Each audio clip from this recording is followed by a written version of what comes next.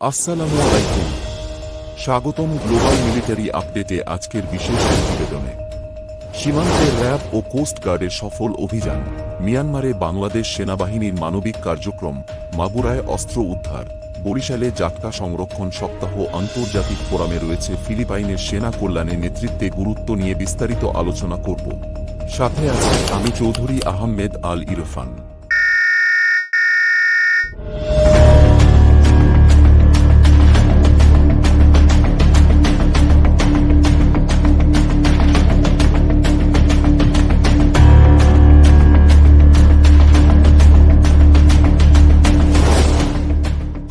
টেকনাফে RAB ও coast গার্ডের সফল ইয়াবা বিরোধী অভিযান। কোস্ট গার্ড ও র্যাবের যৌথ অভিযানে টেকনাফের শাহপুরীর দ্বীপে 50,000 পিস ইয়াবা সহ আটক করা হয়েছে 7 জন ইয়াবা পাচারকারীকে। একই সাথে সুন্দরবনে দুর্ধর্ষ ডাকাত করিম শরীফ বাহিনীর কবল থেকে উদ্ধার করা হয়েছে 6 জন নারীসহ 33 জন জেলে। জাতীয় নিরাপত্তা ও সুশাসন রক্ষায় কোস্ট গার্ড ও র্যাবের এই ভূমিকা নিঃসন্দেহে প্রশংসনীয়। মিয়ানমারে বাংলাদেশ সেনাবাহিনীর নেতৃত্বে মানবিক মিশন। মিয়ানমারে ভূমিকম্পে ক্ষতিগ্রস্তদের পাশে দাঁড়িয়েছে বাংলাদেশ সেনাবাহিনী। বাংলাদেশি উদ্ধারকারী দল আজ মিয়ানমার নৌবাহিনী ও পররাষ্ট্র মন্ত্রণালয়ের সহায়তায় 3 সেট কনস্ট্রাকশন করে দিয়েছে অস্থায়ী অফিসের জন্য।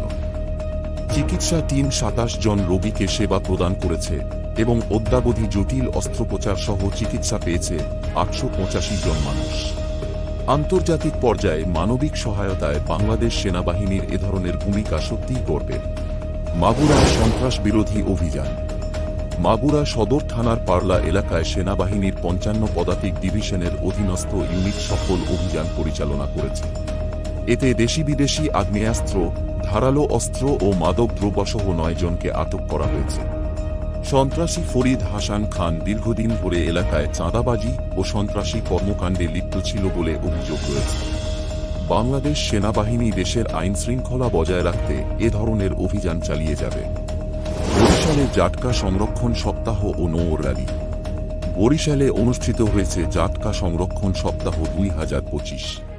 উদ্বোধনে প্রধান অতিথি ছিলেন মৎস্য ও প্রাণিসম্পদ মন্ত্রণালয়ের উপদেষ্টা ফরিদা আক্তার। খুলনা নৌ অঞ্চলের chief staff officer captain M Zillur Rahman জানান, ইলিশ রক্ষায় অবৈধ জাল অপসারণ, টহল ও জনসচেতনতামূলক কার্যক্রম চলবে। নৌবাহিনীর যুদ্ধজাহাজ বানৌজা শহীদ মহিবুল্লাহ র্যালিতে অংশ নেয়। সুন্দরবনে দুর্ধর্ষ ডাকাত করিম শরীফ বাহিনীর অপহরণকৃত 6 জন নারীসহ 33 জন জেলেকে উদ্ধার করেছে কোস্ট গার্ড। 3 জন জেলেকে জিম্মি করে রেখেছে। প্রাপ্ত তথ্যের ভিত্তিতে বুধবার 9 এপ্রিল 2025 তারিখ Bangladesh coast guard base Mongla ও আউটপোস্ট নলিয়ান কর্তৃক সুন্দরবনের করকরি নদীর মাল্লাখালী এলাকায় একটি বিশেষ অভিযান পরিচালনা করা হয়। অভিযান চলাকালীন কোস্ট গার্ডের উপস্থিতি টের পেয়ে ডাকাত দল ফাঁকা গুলি ছড়ে অতি দ্রুত বনে পালিয়ে যায়। পরবর্তীতে উক্ত এলাকা হতে অপহরণকৃত 6 জন নারী সদস্য সহ 33 জন জেলেকে 16টি বোট সহ উদ্ধার করা হয়। প্রাথমিক জিজ্ঞাসাবাদে জানা যায়, ভুক্তভোগীরা গত 9 এপ্রিল 2025 তারিখ সকালে মাছ ও কাঁকড়া ধরার উদ্দেশ্যে কয়রা হতে সুন্দরবনের উদ্দেশ্যে গমন করে। পরবর্তীতে ডাকাত করিম শরীফ বাহিনী তাদের জিম্মি করে প্রতিজনের নিকট 10,000 টাকা করে মুক্তিপণ দাবি করে। উদ্ধারকৃতদের কোস্টগার্ড স্টেশন কয়রাতে নিয়ে এসে প্রাথমিক চিকিৎসা ও প্রয়োজনীয় খাবার প্রদান করা হয়। তারা সকলেই খুলনা জেলার কয়রা থানার বাসিন্দা। বোটসহ তাদের পরিবারের নিকট হস্তান্তরের কার্যক্রম প্রক্রিয়াধীন রয়েছে। ফিলিপাইনের সেনা প্রধানের নেতৃত্ব বিষয়ক বক্তব্য। ফিলিপাইনে সিনিয়র এনলিস্টেড লিডার্স ফোরাম 2025 এ বক্তব্য রাখেন army chief lieutenant general M গালিদো।